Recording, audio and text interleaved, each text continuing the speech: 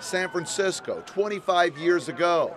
This is what it looked like in the Marina district of the city after the Loma Prieta earthquake. To see the substantial amount of damage the city experienced in a moderate earthquake is really only a small indication of what kind of damage we could expect in a major earthquake. So it really becomes an eye-opening experience. In 25 years, changes have been made to the Marina, but how would this area stand up to the big one if it hit right now?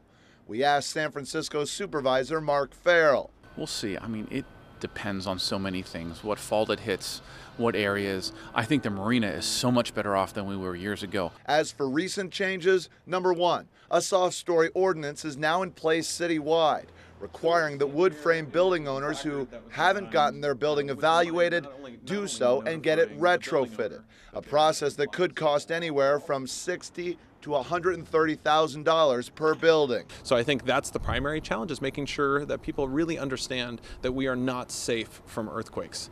This is something that's going to happen. But you also need to balance that. We're not trying to get people into panic mode here. Number two, private schools in the city must now be seismically evaluated in the next 3 years. This addresses the fact that 1 out of 3 kids in San Francisco goes to a private school.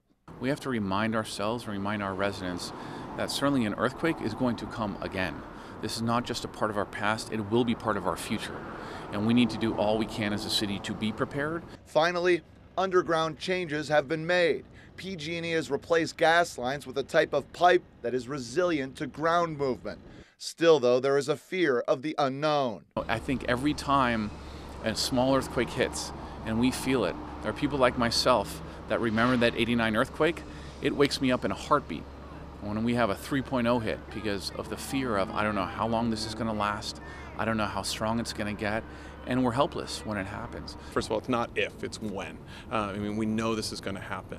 And we know that the likelihood of this happening in a much higher magnitude is almost certain. Like I said, Loma Prieta was a moderate earthquake, and so we really want to prepare for what we know is going to be a much more major earthquake.